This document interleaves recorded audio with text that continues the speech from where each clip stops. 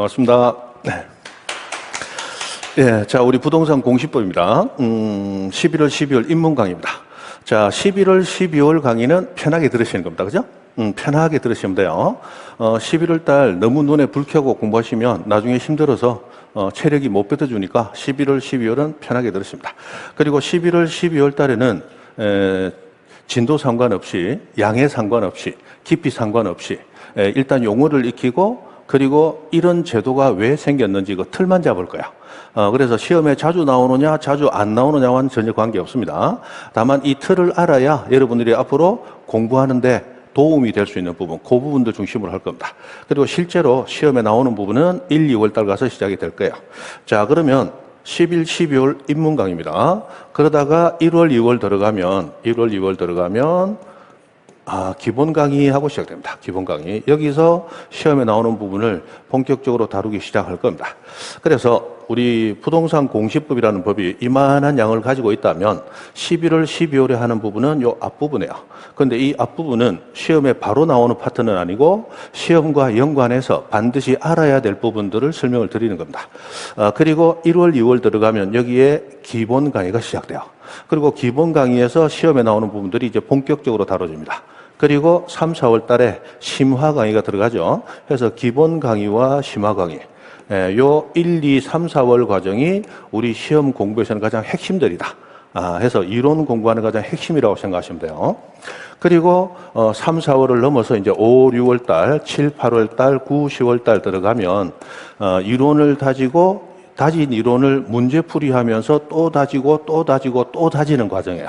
그래서 가장 중요한 과정은 1, 2, 3, 4 과정. 이 과정이 제일 중요하다. 그리고 5, 6월 달부터는 문제풀이를 통해서 계속 다지는 과정이다. 그렇게 생각하시면 됩니다. 그죠? 자, 그러면 앞으로 과정은 그렇다라는 걸 아시고 요즘 또 공부하시는 분들 익힘장 많이 찾으시는데 저는 아직 익힘장을 따로 만들지 않고 1월 달 들어가면 기본 이론 강의하면서 그날 강의했던 부분을 빵꾸 노트 또는 OX 문제로 변환을 해가지고 제가 나눠드릴 거예요. 그 진도에 맞춰가지고 그러면 1, 2월 달에 받았던 그 OX나 빵꾸 노트를 익힘장처럼 사용하시면 됩니다. 그것만 충실히 하셔도 기본 점수는 다 얻도록 그 부분을 나눠드릴 거니까 익힘장은 그걸로 대체가 된다 생각하시면 되겠어요. 그래서 이렇게 들어갈 겁니다. 무슨 얘기인지는 대부분 지금 금요일이니까 앞에 선생님들이 다 말씀을 드렸을 거예요. 그죠?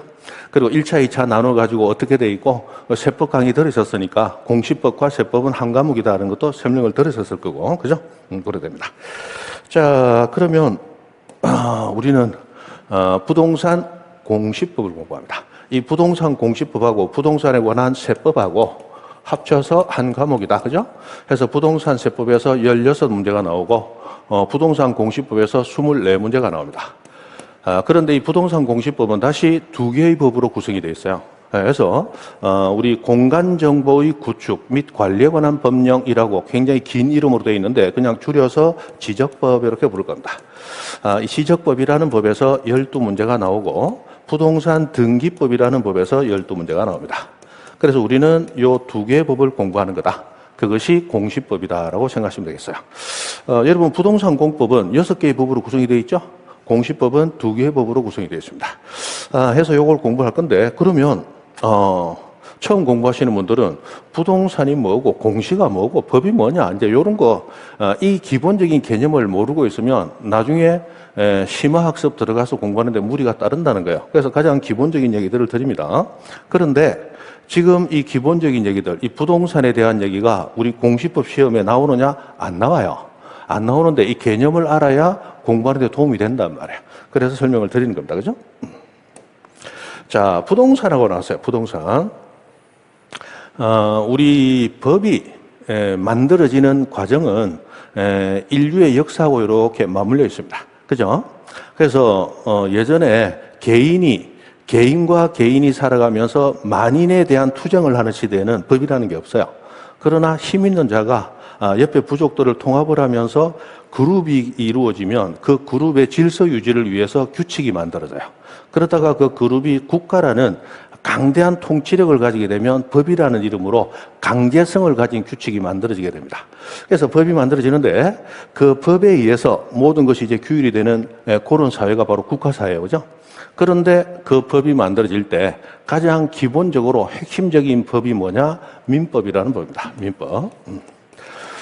우리 1, 2차 동시하시는 분들은 이 민법 강의를 한번 들으셨을 거예요. 그런데 이 민법이라고 하는 법은 나중에 여러분도 공부를 해보면 우리 2차 과목에서 부동산 공법하고도 관련을 가집니다. 그리고 우리 공시법하고도 관련을 가져요. 그리고 부동산 중개업법하고도 관련을 가집니다. 그래서 민법은 사실 문제로 한 과목으로 존재는 하고 있지만 민법은 홀로 가는 법이 아니고 무르발처럼 다른 법하고 연관을 가지고 공법 공부하다 보면 민법에서 배운 게 나옵니다. 공시법 공부하다 보면 민법에서 배운 게 나와요. 중개사법 공부하다 보면 민법에서 배운 게 나옵니다. 그래서 민법을 모르면 이 공인중개사 공부 자체가 거의 불가능해지는 거예요. 그래서 민법이 중요하다라는 얘기를 많이 드립니다. 많이들 들으셨을 거예요. 그죠? 민법이 왜 중요하냐? 자, 우리 공시법 한 문제 2.5점이에요. 민법도 한 문제 2.5점입니다. 똑같은 비중을 차지하고 있지만 민법은 문어발 같은 법이라서 다른 법하고 관련을 가지기 때문에 민법을 열심히 해야 다른 법을 공부할 수 있다는 거예요. 그래서 일단 민법부터 잘 하셔야 됩니다. 저는 공시법을 가르치지만 합격하시려면 민법부터 잘 해야 돼요. 그죠? 민법부터. 이제 첫 번부터 이런 얘기를 하면 여러분이 흥미 없어 하니까 대충 지나갈 거예요. 앞으로 수업하면서 1월, 2월, 3월, 4월 지나가면서 조금 깊은 얘기들 드릴 겁니다. 자, 그러면 우리가 지금 알아야 될 거, 민법이 중요하다고 하는구나. 그러면 앞으로 토요일, 일요일, 주말에 시간이 생기면 민법을 무조건 복습을 먼저 해야 되겠구나. 시간 날 때 뭐부터 복습한다? 민법부터. 민법이 빨리 어느 정도 자리를 잡아야 다른 법도 공부하는 데 도움을 많이 받을 수 있다. 그게 기본입니다. 그래서 민법 중요하다는 거 아시고. 그러면 자, 우리가 배우는 이 법, 부동산 공시법인데 이 부동산의 개념을 한번 봅니다. 이 부동산이라는 개념도 민법에서 다루고 있어요.